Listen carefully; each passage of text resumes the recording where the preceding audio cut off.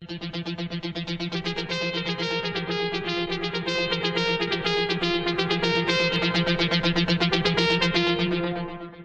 listening to Cosmos FM, broadcasting on WNYE 91.5. Our programs air Monday through Friday from 7 to 8 p.m., Saturdays from noon till 3:30 p.m., and Sunday mornings from 9 till 1:30 p.m.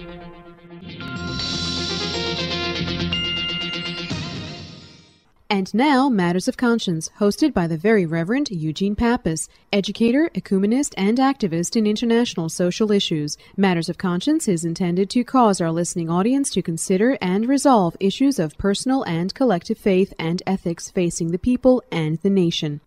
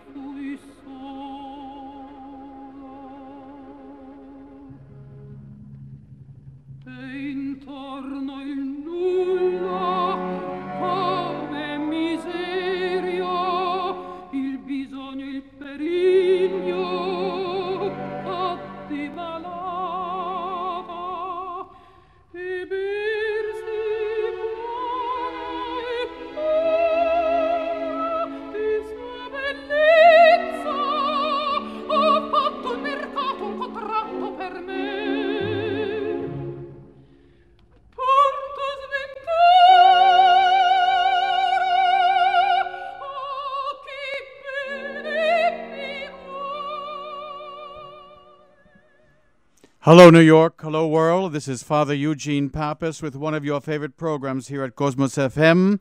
As per usual, broadcasting on WNYE and on WNYE HD1 New York. We are broadcasting our 11th year live from our studios here in the heart of New York City, beaming a radius of 100 miles from the top of Times Square Tower. We are, as we say each week, the umbilical of world broadcasting. Today, we are discussing Maria Callas because of a very special event that is coming to our city, honoring her, honoring music, honoring the Greek community and the Italian community as well.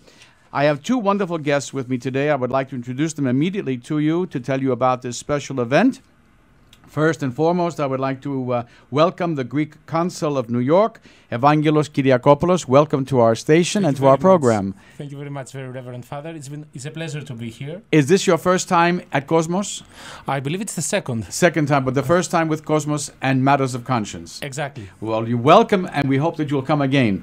Our second guest, and we welcome her as well, is Signora Giuliana Ridolfi, who is the president of the Maria Callas Association that's presenting this wonderful exhibit here in New York. Did I give the title correctly? A little bit too much, actually. I am the president of the celebration of Maria Callas. The president of the celebration of the Maria Callas exhibit. In America and Europe. We should mention that the Maria Callas presentation, or the exhibit called, and it's titled, Maria Callas, A Woman, a Voice, a Myth.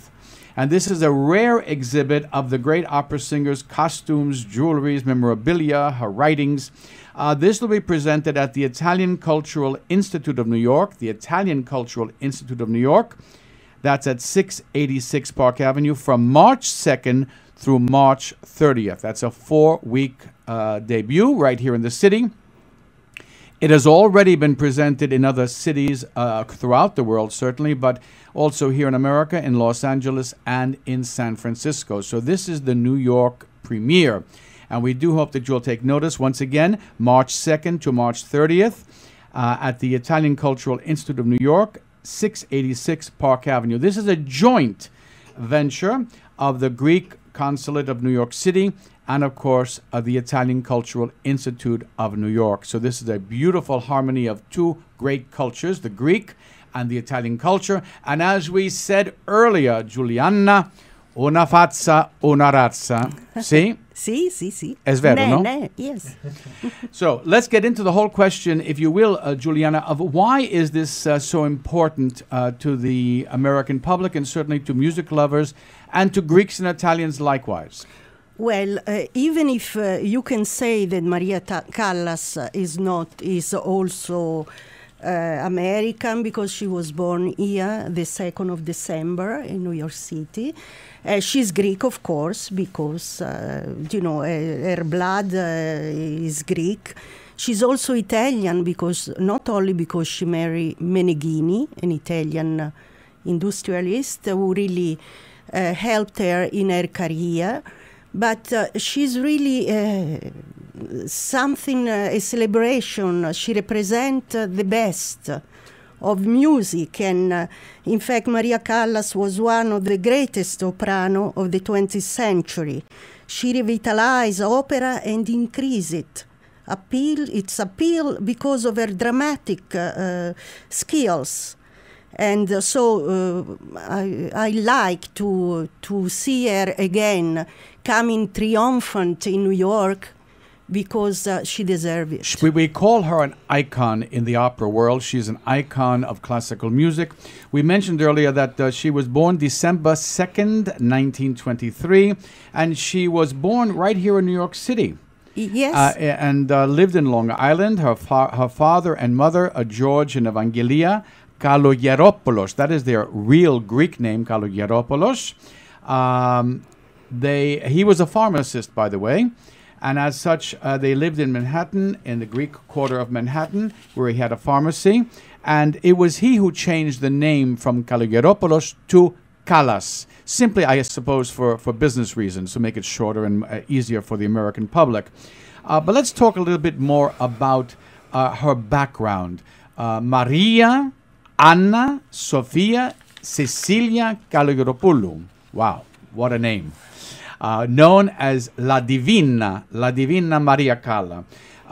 Let me ask the Consul General, why is this important for us to project this personality, this Greek-American personality that later on in life gives up her American citizenship and becomes a Greek citizen?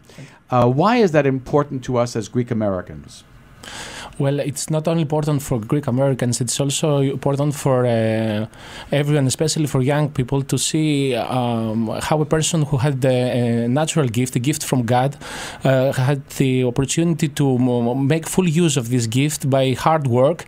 And this is not only limited to her musical studies, because she finished both the National and the Athens Conservatoire, but also regarding her appearance. I mean, when she saw that her appearance did not help her perform all the roles she dreamed of and wanted to perform, she made a dramatic change in her appearance and lost almost 30 kilos in 1 year. 30 kilos would be equivalent to how many pounds? Well, I'm still counting in Greek. Well, we're talking a good 45 to 50 pounds. Yes, even and, more. and she lost that because she had a problem with her weight even as a child. Exactly. She thought that she saw that she couldn't perform the roles she dreamt of, having this appearance, this overweight.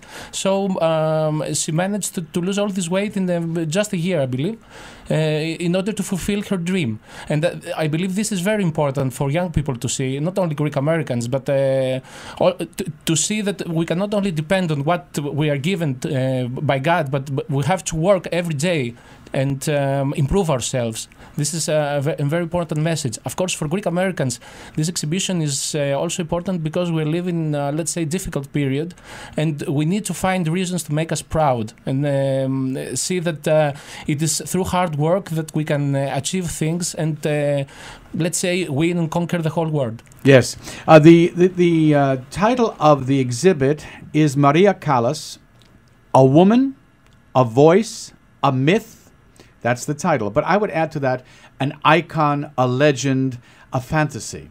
because here's a woman who inspired not only people who love classical music and the opera, but she inspired everyone, especially women, in her drama, in her presentation, in the tragedy of her life, because here's a woman whose life was not easy from her birth until her death. The exhibit will feature an extraordinary collection of Maria Callas's historic stage costumes, the original stage costumes, dresses that belonged to her, gowns, stunning jewels that she wore that were presented to her by many aficionados and certainly her lovers of the past.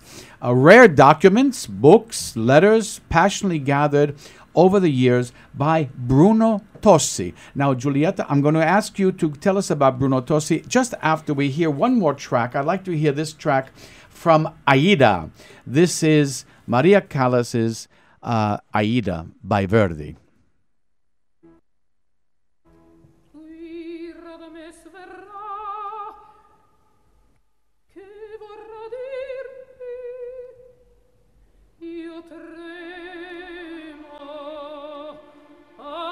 Se tu vieni a recarmi a crudele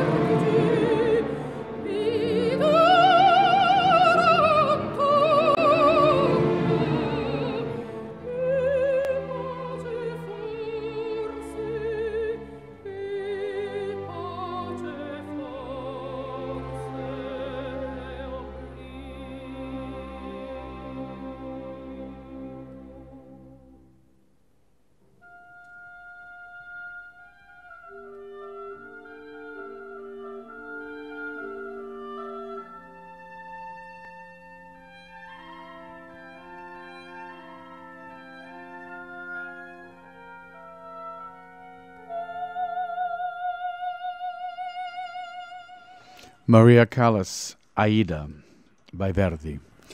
We must mention again that the exhibit will be presented from March 2nd to March 30th at the Italian Cultural Institute of New York City on Park Avenue, 686 Park Avenue. It is open to the public free. This is a collection of photographs that were also on loan from the Hellenic Parliament Foundation. So it is a collection of articles collected over the years by Bruno Tossi, the president of the Associazione Culturale Maria Callas, as well as the photographs that we spoke about, on loan from the Hellenic Parliament Foundation. First displayed at the Olivetti showroom in Venice in 1993. This exhibition has successfully been showcased at the Italian Cultural Center in Los Angeles and San Francisco, and now comes to New York. So we must not miss it. It is only going to be here for 4 weeks. We have to see it and be part of this historical presentation. If you will, Giuliana, please tell me about Mr. Tossi, Bruno Tossi. Bruno Tossi really is the president of the Associazione Culturale Maria Callas in Venice. And for 50 years, he has collected memorabilia and documents and clothes, and he has met people who knew her, and he was really a lover of Maria Callas, even if he was working for Tebaldi. But he always thought that Maria Callas was something extraordinary. When you speak about Tebaldi, you're speaking about Renata Tebaldi. Of course, one of the greatest. But whom I've seen and heard in person in her time. So, and she is Italian, but Bruno thinks that really her voice, also Franco Zeffirelli thinks this, that her voice was really a gift of God, and she was really incredible. And I mean, when you listen at her music, if you close your eyes, you forget everything, and you are in a different dimension. When the soul speak, you feel you forget the troubles, you forget the stress, you forget everything, and so it's a cure for the soul. Actually, I mean, it's like praying. listening at her music. Well, when you see Maria Callas and you hear her voice, it's not only the voice, it's also the drama. She has such stage presence that the figure becomes not a historical figure, but a real person in front of you, that Yes. you understand their tragedy, their poignancy, and it all comes to the And fore. that is a result of all her studies, and she was determined in giving the best of herself. Let me ask the consul, the Hellenic Parliament Foundation, what is that, and how did they have a hand in presenting the photographs that are on loan from Greece? Well, from what I know, this foundation is part of the Greek Parliament that is dedicated to the promotion of Greek culture and heritage with through the creation and supporting of exhibitions all over the world, where there are, of course, centers of Hellenism, and that is why I believe this photo exhibition alone, without, of course, the additions of the Italian Associazione, has traveled already in many cities within Greece, and of course then it started its tour all over the world. I don't remember the second part of the question. I'm sorry. Well, in essence, when Francesca Valente, the Italian Director Cultural Institute in Los Angeles, I like to quote what she said. We like to think that the great unforgettable soprano, meaning Maria Callas, belonged to Italy, as our country gradually transformed her from a shy, insecure Greek-American girl born in New York to a groundbreaking artist and a sophisticated diva under the magic wand of the legendary director Luchino Visconti. The truth, however, this is Mrs. Valenti giving us this quote, the truth is that Maria Callas doesn't belong to the United States, to Greece, or to Italy, but to the entire world. Her legacy is universal. So in essence, she becomes that diva, that icon to the global situation where everybody recognizes her and her talent and her majesty. She was called and she earned the title of La Divina. Who gave her that title? Does anybody really know who gave her the title of La Divina? It might have been in Italy, it might have been in Greece, but certainly she was the divine one. I'm pretty sure that She's it was probably in the divine Italy, one. in Italy, and Let us talk a little bit about her relationship, her personal relationship with the impresarios. She had a terrible relationship with Rudolph Bing, who fired her, if you recall, from the Metropolitan Opera because of her scheduling and her idiosyncrasies, if you will. There were many times, both in Paris and in La Scala, where she would walk off the stage and not fulfill the role. I mean, she may play the opening pieces and then suddenly say, I can't go on. And she would leave the stage and her understudy would take over. So there was this dramatic side to her that oftentimes overshadowed her brilliance and her glory as a singer. But it also caused an intrigue in the... Yes, I believe all this adds to the myth. It adds to the myth and to the image of this inescapable image of Maria Callas as La Divina. She was not concerned what the audience would say. She was presenting what was her best, and if she couldn't present it, she just called the curtain down. That was it. That's what Go I would home. say. It's finished. I'm finished. And I think this is part of the fantasy of Maria Callas. We'd like to hear another piece. This is from a very popular piece. We all know the music. This is from Bizet's Carmen. This is Carmen. Yes, Carmen. This is Maria Callas. we have the costume and in exhibition. You have the costume in the yes, exhibit. we Okay. have the- Let's hear this piece for a moment. L'épingle des sistres teintées, avec un éclat métallique, et sur cette étrange musique, les dinguerillas se levaient. Tambour de basse calaient leur train, et les guitares forcenées, grinçaient sous des mains obstinées, mes chansons, mes refrains, mes chansons, mes refrains.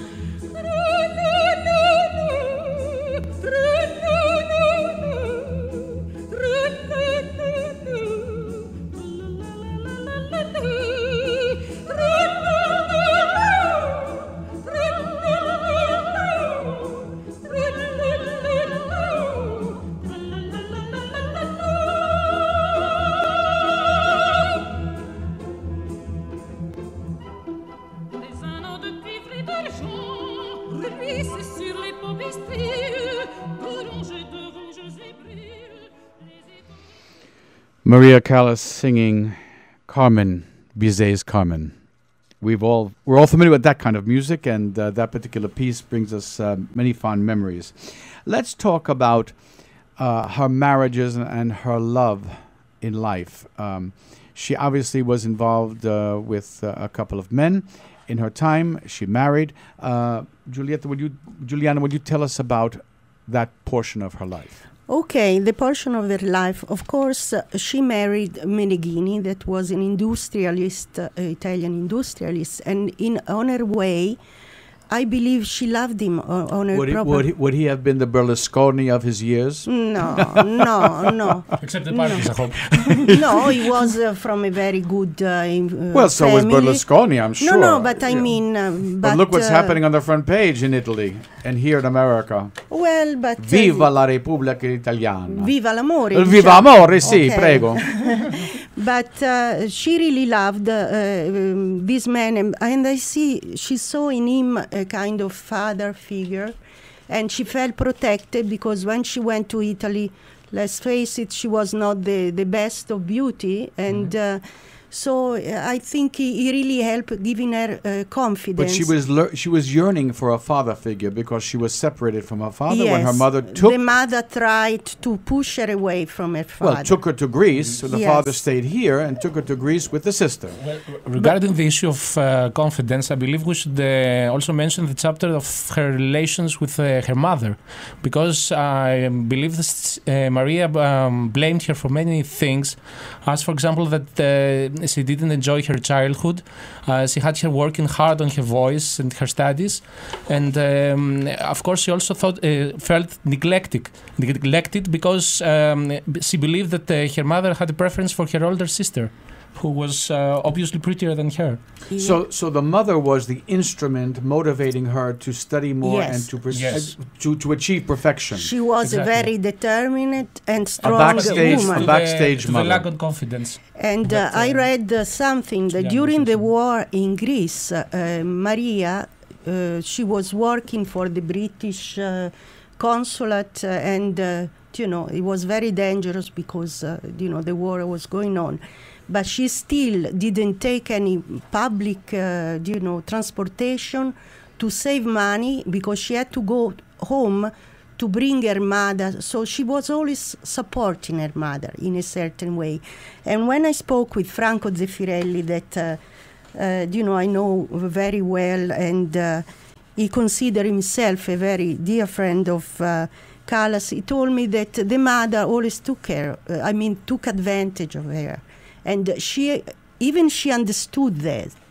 She still, of course, you still love your mothers, and but she was aware of this, that she was not as the consul. But as you said earlier, mentioned. she was longing for a father figure, for a man to be a protective agent for her. Correct. Yes. Correct. We're speaking with the Greek consul here in New York City, Evangelos Kyriakopoulos, and Juliana Ridolfi, who is the president of the exhibit that is coming here, the Maria Callas exhibit. Celebration exhibit, La Fantasia. And we do hope... She's the president. She's the president. All the celebration, Los Angeles. San La Francisco. Presidenta. We have other plans, in Italy, in The great Athens. Filelida, might add. Let me just mention Thank again you. that we are speaking about the Italian Cultural Institute cooperation with the Consulate General of Greece in the presentation of the great exhibit. Its premiere here in New York City, Maria Callas, A Woman, a Voice, a Myth.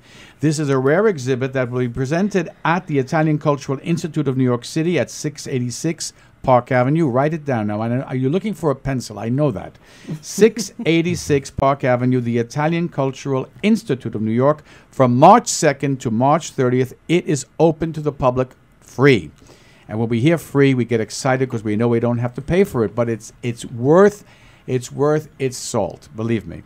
The consul would like to say something. Yes, I have to say that if this exhibition is happening and if it, above all it's free, it's because of the major support of the Niarchos Foundation and especially of the Niarchos Mr. Foundation. Stelios Vasilakis, who has embraced from the very beginning this venture with very much care and very much generosity. When we speak of Niarchos, my mind immediately transfers over to Onassis, and that is a name that we cannot ignore in this conversation. Correct. So let's talk a little bit about Onassis. First, I'll ask the consul to give us his import as to what was Onassis's influence upon Maria Callas and what was that intrigue all about. And then I'm going to ask Juliana to give us her rendition of the same aria. Definitely. I believe we could say that this was another, let's say, effort of Maria to find a tender and loving manly figure in her life. Was she looking for a lover or a father? Or both? Perhaps both. Yes. And she gave a lot to this relationship. I mean, she almost gave up opera for 2 or 3 years to follow Onassis all over the world. She invested a lot. I'm not sure. We will never know whether she got back half of what she gave to this relationship. But in all the accounts that I have read, he was abusive to her. He embarrassed her publicly many times. And so it was a love-hate relationship. Exactly. A very passionate one. A very passionate one. Yes, indeed it was. Yes. But, I see this love triangle, and the part of the triangle is Maria Callas. The other part, of course, is Onassis. But there's a third party missing here. And I think it's the god of Eros, because it was not erotic. It was not an erotic love. It was a passionate combination of two major forces, one male, one female, one industrial, and the other one in the arts. And I think this clash caused that passion. I agree. In fact, I believe that Onassis, in a certain way, he had the same personality that Maria Callas had. Because to become what he became, it struggled. He really worked hard and everything. And besides, he was Greek like she was. So they could understand each other. And, I'm still convinced that probably Onassis was in love with her. Even if he married Maria Callas, if he married Jacqueline Onassis, because who knew Onassis told me that for him the most important things was money and success, and he would have sold his mother. That's what I was told. And of course, I don't think he was ever in love with Jacqueline Kennedy. Jacqueline Kennedy represented America. She was a prize. She was, yes, she was correct. A prize. And very frankly, I wouldn't see them well together. But I was told that the same night of their wedding, a boat left Scorpios to go and see. He went to see Maria Callas. I don't know how true this is, but it's good imagery. It makes good film. Yes.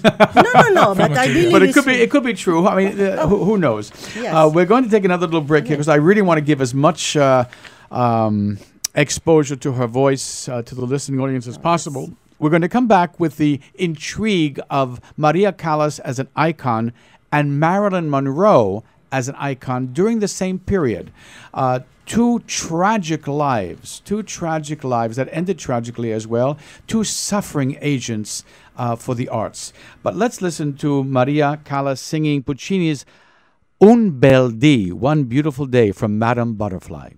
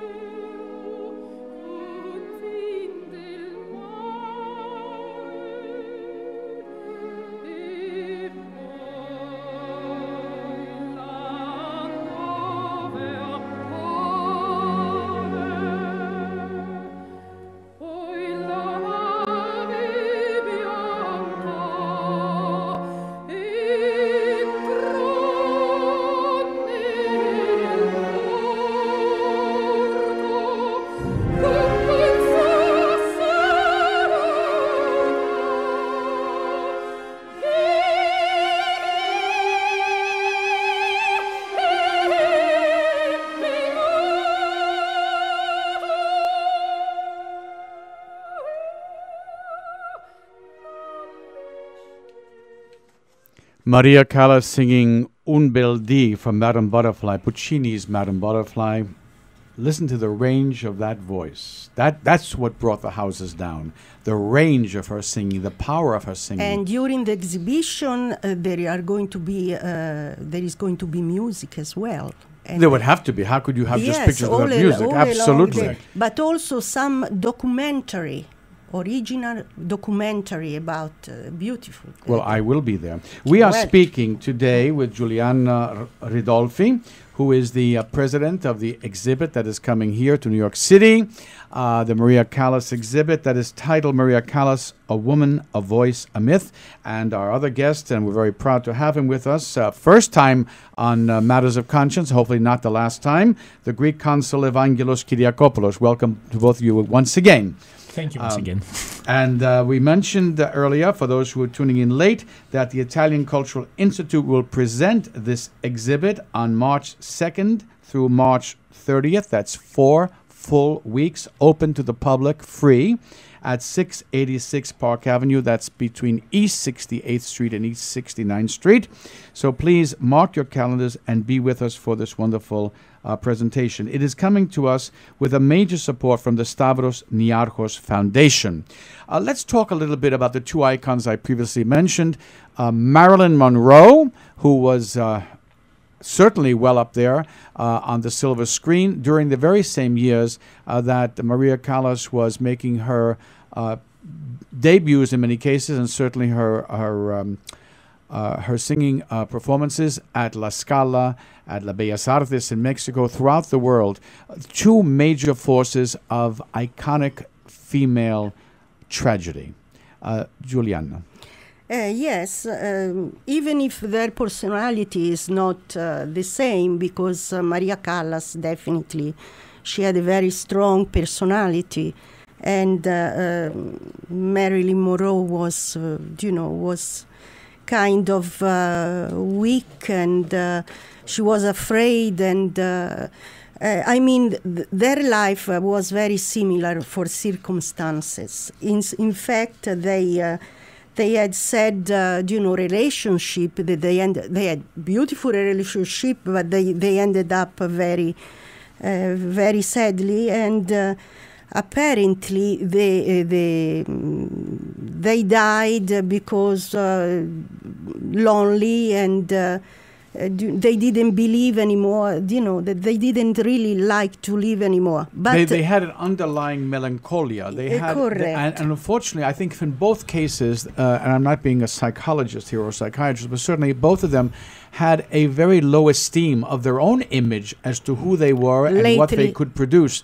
And maybe they were deluded by all of the attention given to them by the public and by the media, that they lost themselves within themselves, and they became, if you will, isolated, very isolated. They loved to be alone. We can even mention the fact of the neighbors of Marilyn Monroe, who said that when she would come to her apartment building, let's explain the elevators, the episodes. It's really strange things, because are 15 years that I'm trying to collect news about Marilyn Monroe, because I happen to meet a lot of people that they have known her. So I am ending a book about Marilyn Monroe. So I learned about many things that probably they were never said.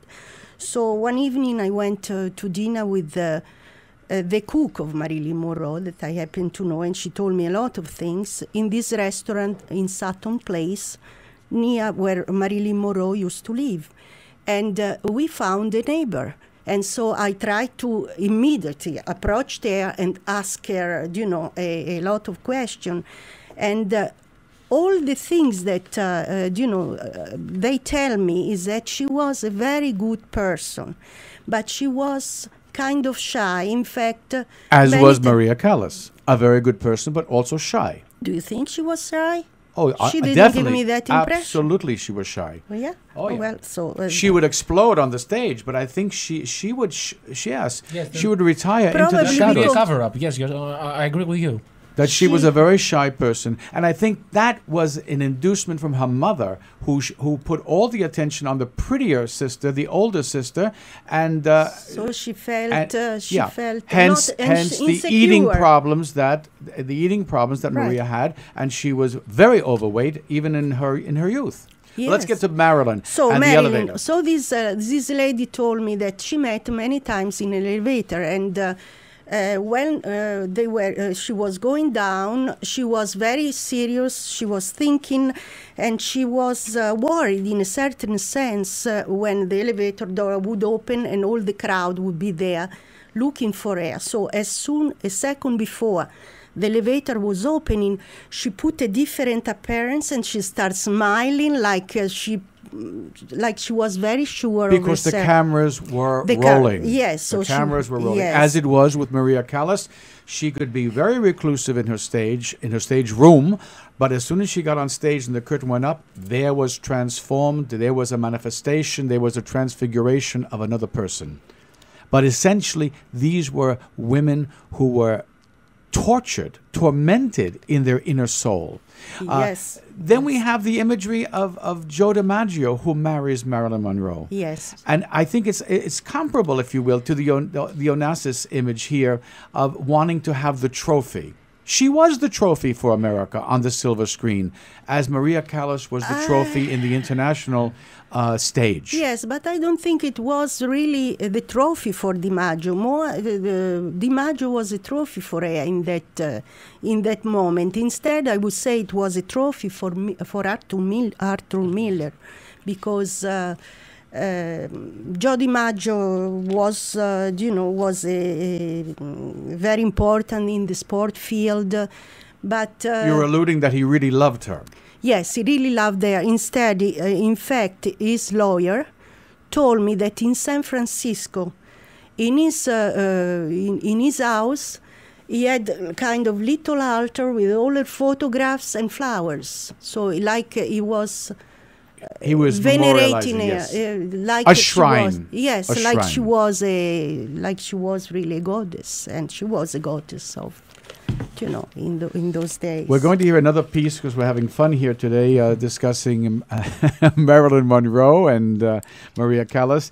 This is, of course, one of the beautiful pieces that she sings is from Tosca. And so this is Tosca, Puccini's Tosca, Maria Callas.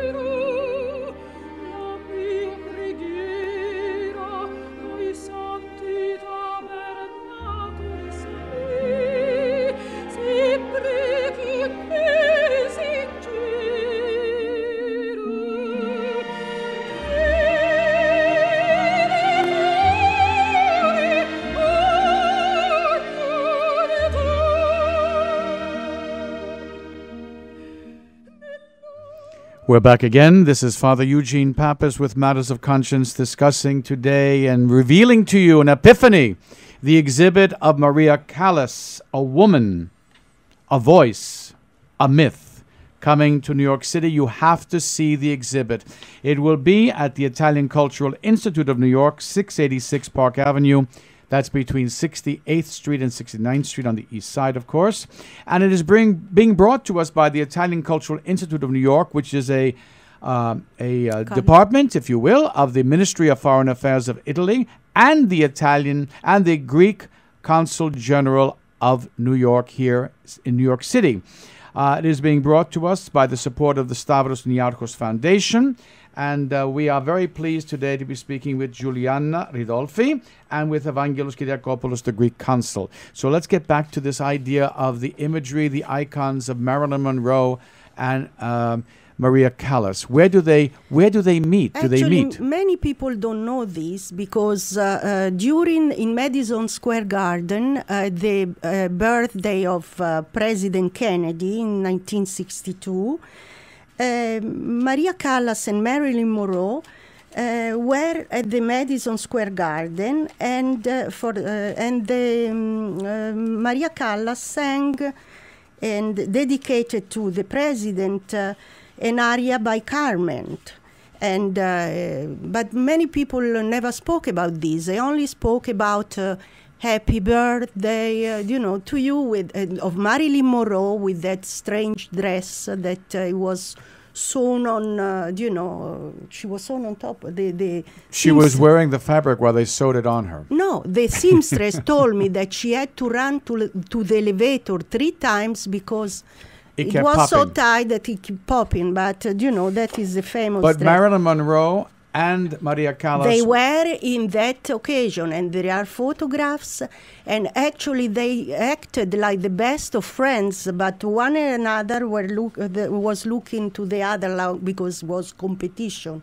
They were 2 big names, and also it looks like that Maria Callas had understood that there was something. Everybody actually understood this, but that there was some kind of relationship with the President Kennedy. So that was an alleged relationship. It was never proven. But let's talk about the demise of both women. Both women, of course, died very tragically. Yes. Would you like to explain some of that? We're down to our last 2 minutes. We have to go very quickly along this route now. I spoke with the Firelli, and apparently say that Maria Callas, first he said that Maria Callas let herself die when she realized, because music was really the sense for her life. So when she realized that she couldn't give more to music, because but also he thinks, of course, nothing is proved, but there is this kind of saying that one of the women, that one of the maids that were taking care of her, little by little tried to give her a lot of pills because money was involved. There were money involved, and as she didn't have any hair, practically, There were no heirs to the estate, so she was literally poisoning her as she went along. Yeah, but I don't know how true this is, and I heard the same thing from this cook of Marilyn Monroe, that she received a telephone call early in the morning when it was it was 6 o'clock in the morning, and a voice told her, "Your boss is dead." So she ran to the apartment in the morning, but the FBI was already there, and so people say that she killed herself. There are a lot of different versions. But both women died under very suspicious conditions. Yes. And both women died in isolation, and unfortunately very tragically. Very tragically, yes. Well, we've been speaking today, and I want to thank both of my speakers, Evangelos Kyriakopoulos, the Greek consul of New York City. Thank you for being such a wonderful host. Well, it's my pleasure to have you, and you will come again, but I do want to thank the ambassador, Agi Baltas, who would have been here with us today as well, but she had other commitments, but it's through her generosity and her hospitality that we have you, Consul General. Can I add something about Ambassador Balta? Yes, of course. Okay, Ambassador Balta was really the responsible if we have this exhibition, because since we did a celebration in the hospital where Maria Callas was born years ago, and 1 second, we're going to take a time out for a station identification and come right back. Είναι 2. 91.5 WNYE FM and HD1 New York. Go ahead. She really believed in this project, and so she tried strongly to see that this exhibition is taking place. Okay. So I really am very grateful. This is Father Eugene Pappas saying goodbye to New York and goodbye to the world, and hello to the exhibit that's coming to New York City for Maria Callas. I wonder if we could just play nothing, or we don't have any moment for this last piece. Okay, this was a piece from Wagner, Tristan and Isolde. I guess you have to go to the exhibit to hear it. Once again, Juliana, thank you. Evangelo, thank you for being with us today. It's been a treat. Thank you so much. Goodbye, New York. Goodbye, world. Hello, Maria Callas, alive and well at the exhibit. You have been listening to Matters of Conscience, hosted by the Very Reverend Father Eugene Pappas,